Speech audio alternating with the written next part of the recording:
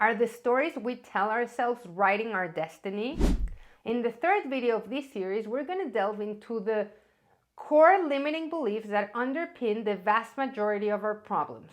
So prepare to confront the root of what's holding you back. On the last video, we talked about limiting beliefs. What are they, where do they come from, and the impact that they have on our lives. In this video, we're going to dissect and examine 3 universal limiting beliefs that Marisa Peer found at the root of most people's problems after 30 years of hypnotherapy. I am not enough, I am different so I can't connect, and I want something and it's not available to me. So let's dissect each one of these beliefs. The first one, I am not enough. This can be, I am not beautiful enough, I am not successful enough, I am not rich enough, I am not powerful enough, I am not tall enough, I am not short enough, I am not thin enough. Whatever you can think of that you feel you're not enough will fit within this limiting belief. And the day we all believe that, we are definitely going to live in a world that is kinder, nicer, and definitely more humane. The second universal limiting belief is I am different, so I can't connect. People who have this belief really need to reevaluate their worth. Because we are worth just for being who we are, for having been born, for being human beings. We are not human doings and we're not human havings. So our worth is not determined by our bank account, by our level of education, by our race, by our gender. Our worth is exactly the same as every other person on this planet. We are social beings, and our most important desire is to belong. We feel rejection and we want to be part of a group.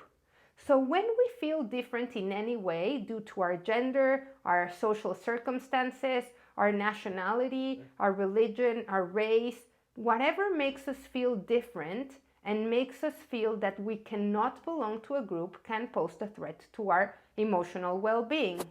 When a person feels that their perceived differences are a problem, they can retreat and they can isolate. This was definitely a strong belief that I had. Back in the 90s, I was the first person in my class to have their parents get divorced. Not only were my parents divorced, but my parents fought all the time. Every time I went to a friend's house, and I talked about this in the last video, I felt completely different because the environment that I was in was absolutely different, or at least that's what I could perceive from the environment that my friends grew up in. And that made me feel a lot of shame, and that made me feel really different. It just made me feel like there was nobody else out there like me, at least not in the group where I was growing up, and that nobody would understand what I was feeling and what I was going through.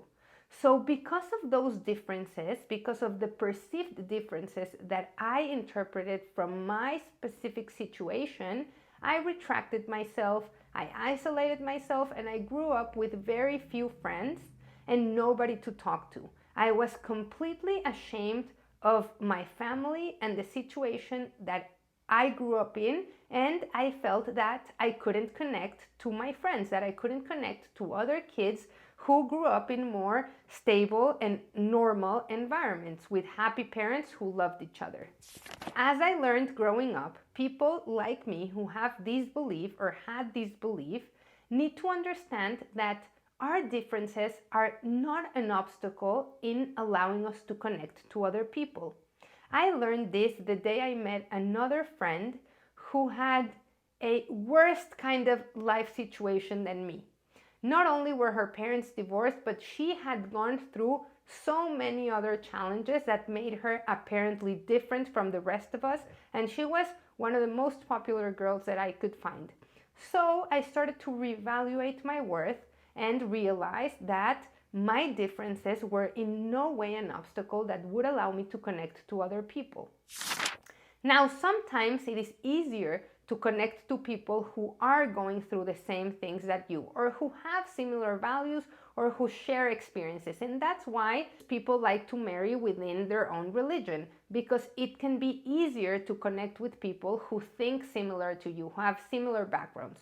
But that does not in any way mean that being different is an obstacle to connect. It's our unique differences that enrich our society. There is no prerequisite for similarities to belong to a group. Connection thrives on openness, kindness, and communication. And the third limiting belief is I want something, but it's not available to me. I think that most people at some point in their life have this belief, whether it is love, success, wealth, fame, peace of mind, clarity, friends, whatever. If at some point you wanted something and you couldn't have it, then you might have had this belief that you want something and it's not available to you. It is available for everyone else, but it's not available to you.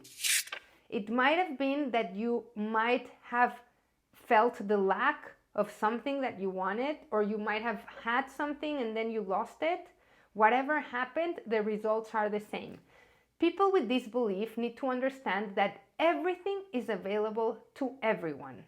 It is, however, crucial to believe that we can have whatever we want so that we can get into the frequency of that thing that we want and then attract it to us.